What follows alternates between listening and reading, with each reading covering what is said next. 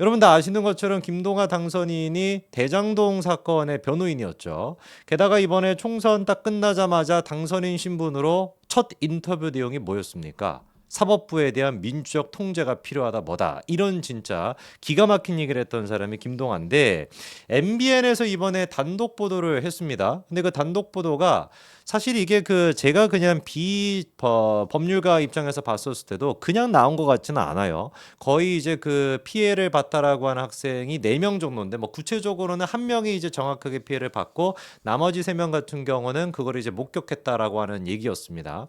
근데 이거를 이제 MBN이 총선 기간 동안에도 준비하고 있던 와중에 총선이 이제 끝나고 터트린 거죠. 근데 한 명도 아니고 4명이나 똑같은 내용의 진술을 하고 있고 그리고 그 진술 자체도 굉장히 좀 구체적이었습니다. 뭐 포크로 이렇게 괴롭혔다라는 등 그리고 이제 뭐 야간 자율학습 시간에 뭐 어떻게 했다라는 등 굉장히 얘기가 많았는데 이번에 또 추가적으로 MBN이 저희가 예상을 하긴 했었거든요. 이게 한 사람으로 끝나지는 않고 오랜 기간 동안 MBN이 취재를 했으면은 추가 폭로가 또 나올 수도 있다라고 했는데 이번에 결국에 추가 폭로가 나왔습니다. 근데 얘기를 들어보니까 이분의 얘기가 굉장히 또 좀 뭐라고 할까요? 잔혹한 얘기들이 많습니다. 항상 매일 김동하한테 시달렸다. 만나면 등을 주먹으로 막 이렇게 치고 이러다 보니까 척추가 막 다 아플 정도로 세게 좀 쳤다라는 거죠. 그리고 눈에 띄는 게 약한 친구들을 위주로 좀 괴롭혔나 봅니다. 약한 친구들의 신체적 약점을 잡아서 놀린 적도 많았고 그때 당시를 별로 기억조차도 하기가 싫다. 야간 자율학습 시간에 자신은 불쾌하게 했다는 이유로 뭐 쳐다봤다 뭐 이런 걸까요? 다른 친구를 다리로 내리 찍는 것까지도 목격했다라고 얘기를 합니다. 이거 완전 이재명 같은 놈이네 또. 이재명 옆에 붙어 있는 사람들은 다 비슷해. 막말을 쏟아내거나 네. 이렇게 잔악 무도하거나 뭔가 지금 이거 있잖아 유유상종이라고 네.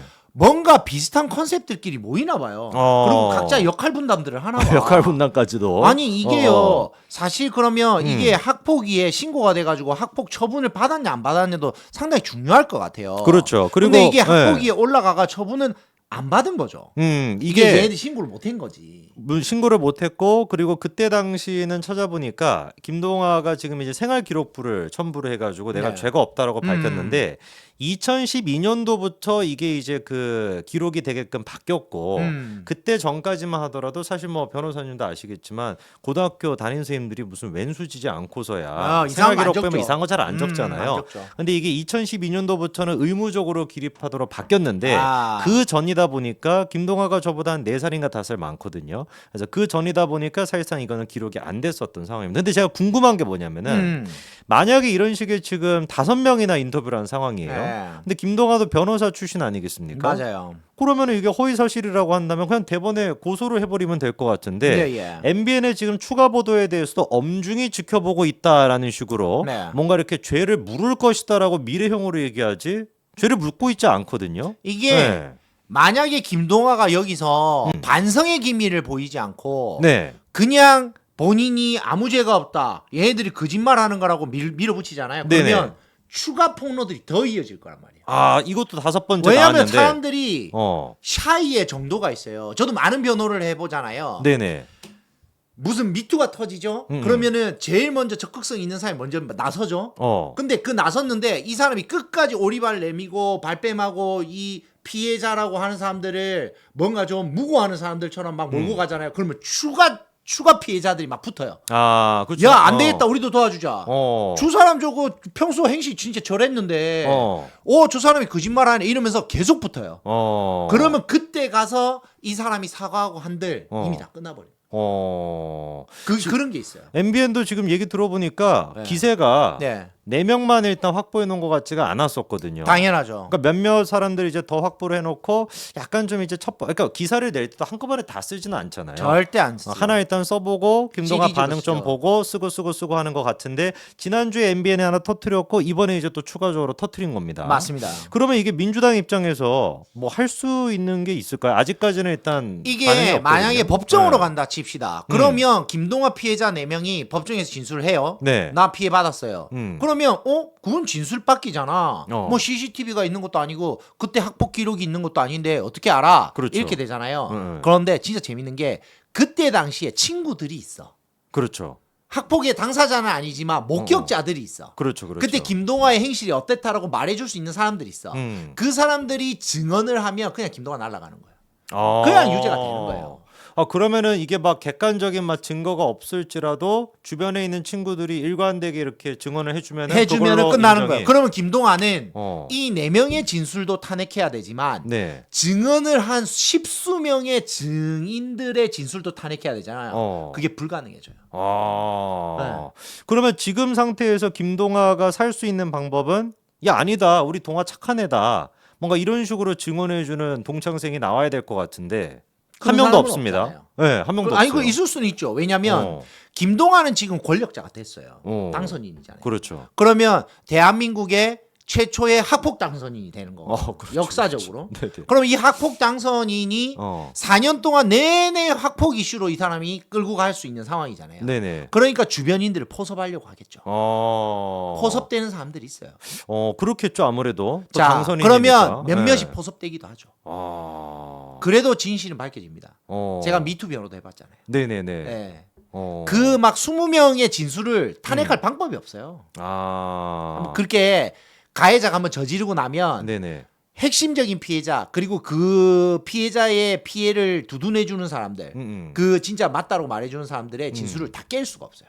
왜냐면 이 사람들이 정신 나갔어요? 왜 갑자기 그렇게 이야기하겠어요? 그렇죠. 진짜 피해를 봤으니까 그렇게 이야기하는 그렇죠. 네. 사실 이게 뭐 정치적으로 뭔가 영향을 끼치겠다라는 생각이 있었으면은 상식적으로 생각해 봤을 때 총선이 끝난 당선인 신분으로 이걸 할 게 아니라 총선 전에 터뜨렸겠죠.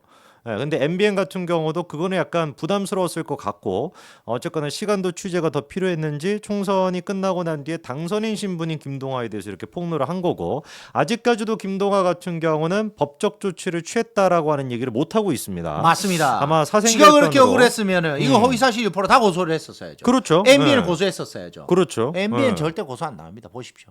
MBN 고소하면 이거 봤을 때 더 추가적으로 더 나올 것 같아요. 이제 죽는 거죠 김동완은 하다가. 그런 거 있잖아요. 네. 그 남국이가 국회의원 하다가 코인 이슈 하나 터지면서 그때부터는 국회의원이 아닌 국회의원이었잖아요. 그렇죠. 그거 되는 거예요. 그냥. 식물 국회의원 되는 거죠. 그리고 대부분은 하차를 해요. 어떻게 여러분 르세라핌도 그 주요 핵심 리더 멤버가 하차했잖아요.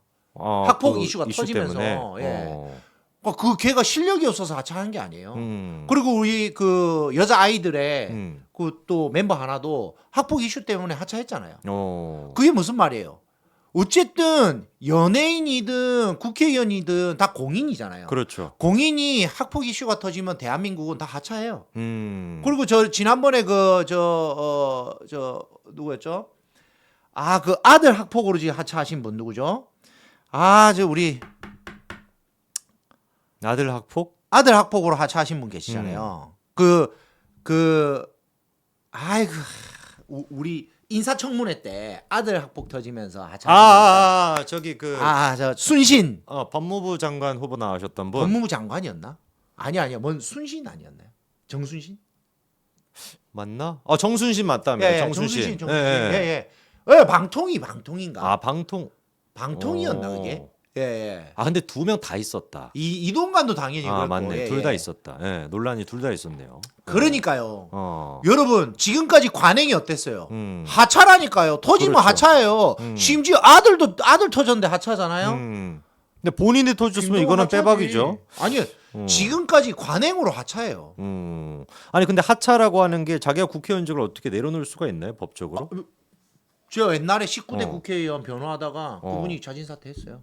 국회의원직도? 네, 왜냐하면 그 성폭행 고소를 당하셨는데 그게 성폭행이 아닌 게 나중에는 밝혀졌지만 그래도 관계를 했다라는 사실 때문에 그냥 아예 국회의원 배지를 내려놓으셨어요.